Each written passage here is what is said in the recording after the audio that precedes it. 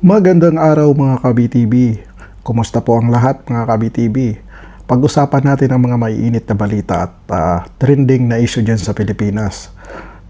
Yung nangyari po kahapon sa Senado mga ka-BTV, pag-usapan natin ano. At bago po tayo mag-umpisa mga ka-BTV, huwag po natin kalimutan sa mga bagong madadaanan at mga bagong nanonood at sa mga nanonood pa pong hindi pa nakasubscribe sa ating YouTube channel, ay lalambing lang po ako sa inyo na pasubscribe naman po at pakihit na rin po ang notification bell para lagi tayong updated sa ating mga bagong i-upload dito sa ating munting bahay. Maraming salamat po sa inyong lahat. Ayun na nga po mga ka-BTV, wag na po natin patagalin at pag-usapan natin at magbigay po tayo ng reaksyon sa kun-as na sinasabi ni Senador Amy Marcos.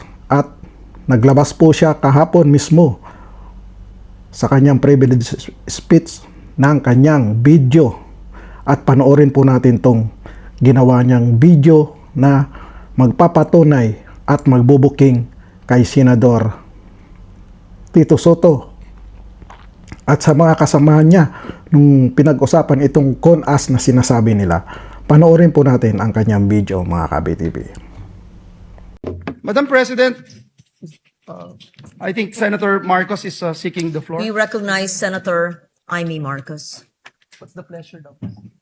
Thank you. I'd like to make a privileged speech as already reserved from last week. Is this, Madam President, a privilege speech or a question of personal and collective privilege? Because Personal and collective privilege. we have yet to dispense with, proceed to the reference of this. If it's a question of privilege, we will Yes. proceed, Madam President. Yes, I rise on a matter of personal and The collective good lady privilege. senator has indicated that she's rising on a matter of personal and collective privilege. We recognize once again Senator Amy Marcos. Thank you very much. Magandang hapon po, Madam President, our Majority Leader, the ladies and gentlemen of the Senate. I rise today on a matter of personal and collective privilege to address a pressing issue of utmost national importance. For far too long, our Filipino people have been left uncertain, confused, deliberately kept in the dark regarding the true intentions behind the continuing and increasingly belligerent efforts to upend the new Senate leadership and worse, to amend the Constitution. The Filipino people deserve clarity.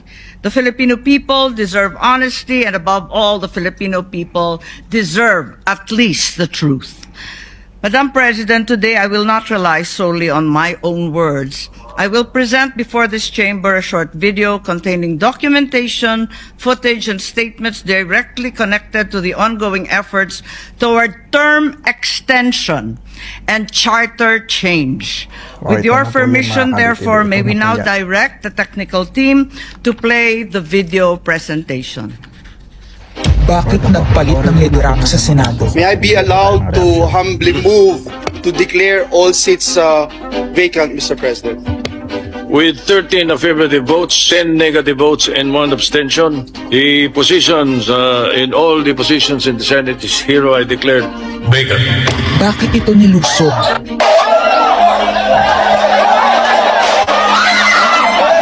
Bakit patuloy ang pananakot? Talagang garabalan, obvious na obvious, hindi isa-isa ang majority. Bakit may panggigipit? Pinakakasuhan ng Ombudsman si Senator Rodante Marcoleta ng plunder at indirect bribery.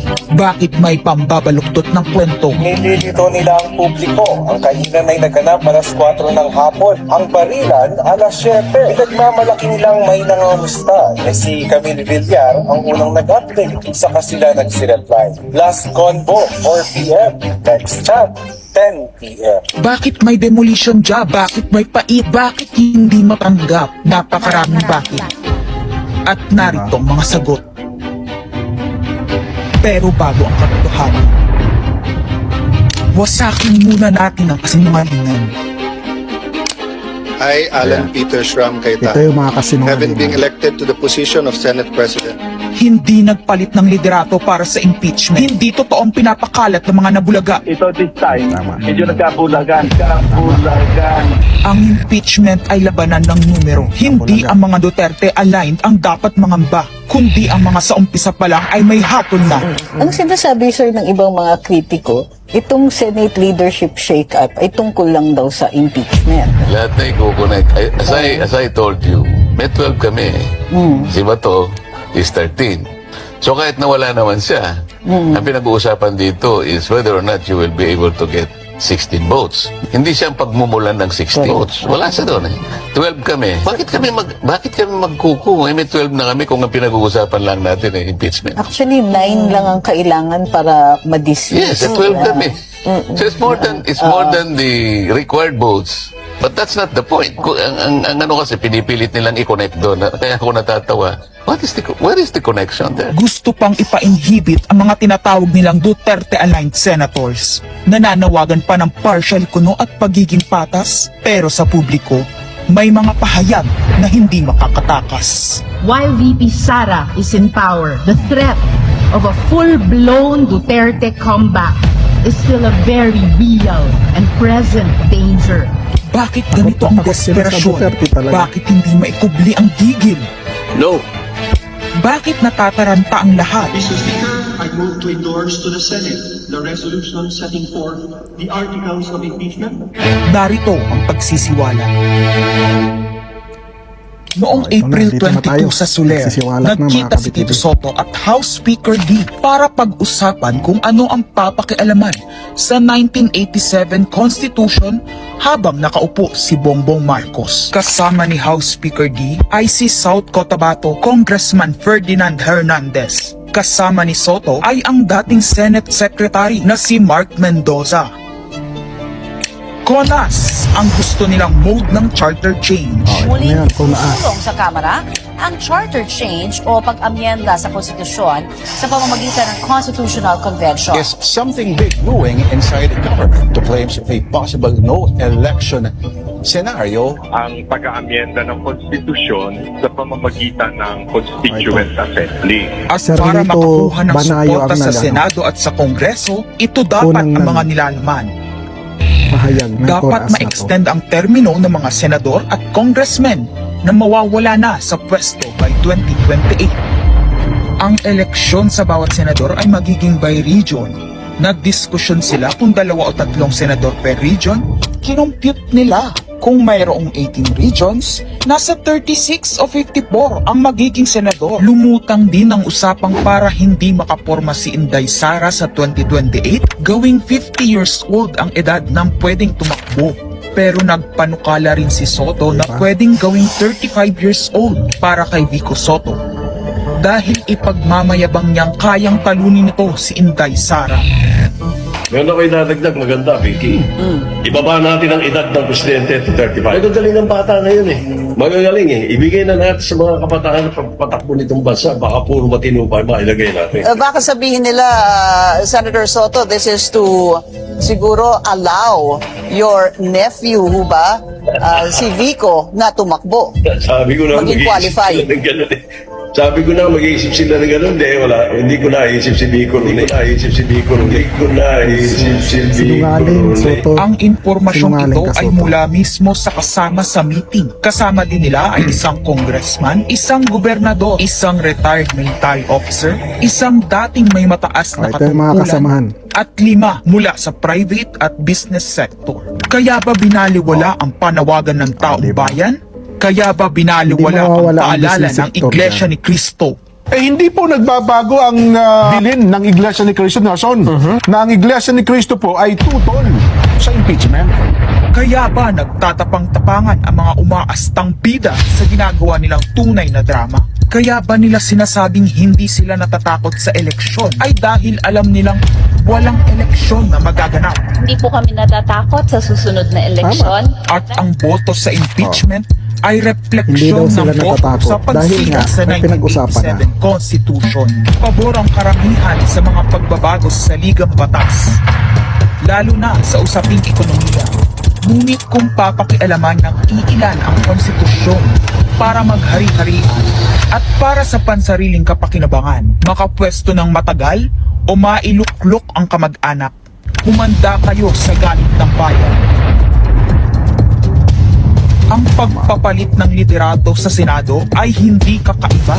Ito ay nakabase sa prioridad at gusto ng mga senador. Bumabahana ng ebidensya laban kina Bongbong Marcos, Liza Marcos, Sandro Marcos at Martin Romualdez. Kailangan ng may bayag sa Blue Ribbon Committee. Ipinangako na sa mga korap na mambabatas ang perang malilikom sa 2027.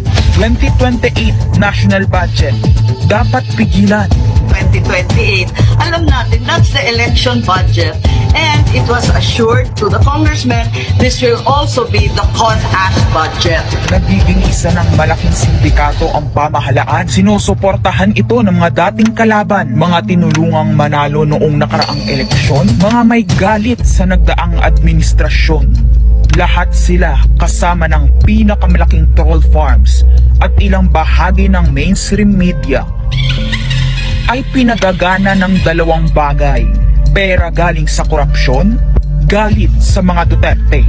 Mahalaga ang liderato ng Senado para sa mga korap at nakasandal sa mga buwaya ng kapangyarihan. Ngunit mas mahalaga ito sa mga naninindigan na ang Senado ay bantayog ng konstitusyon na hindi dapat tinatakot, sinusuhulan at iniipit upang maging tau-tauhan. Maaaring hati ngayon ang Senado. Maaaring kanya-kanyang bersyon ng kwento. Wala nang pakialam kung ano ang totoo.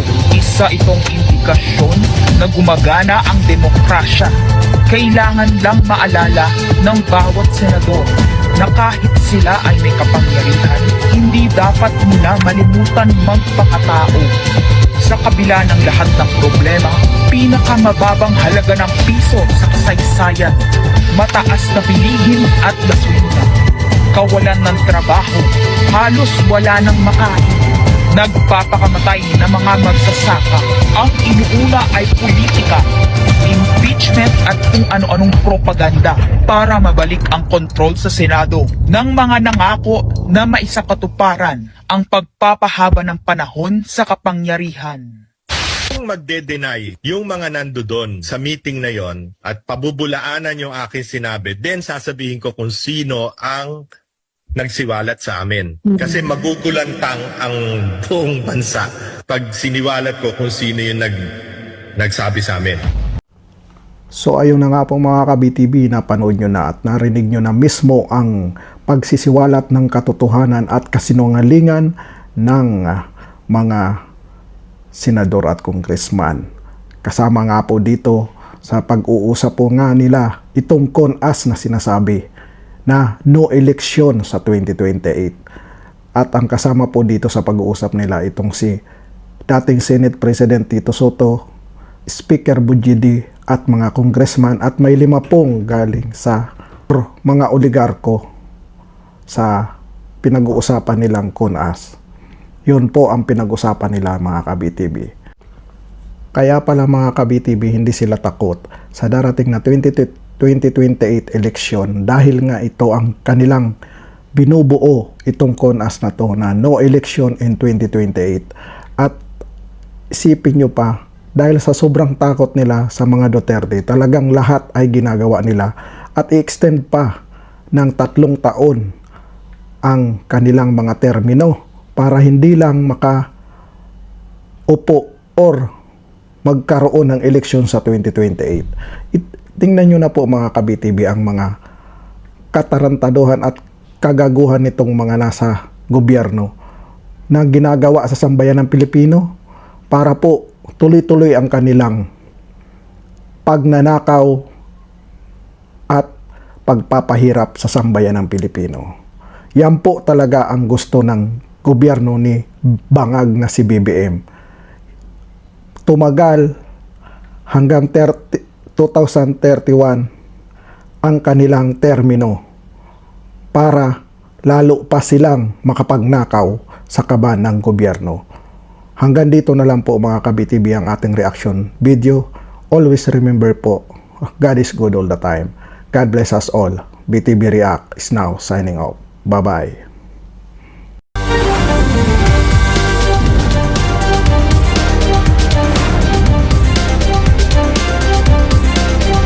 Please subscribe to BTV Reacts channel and click the notification bell. Thank you, BTV friends!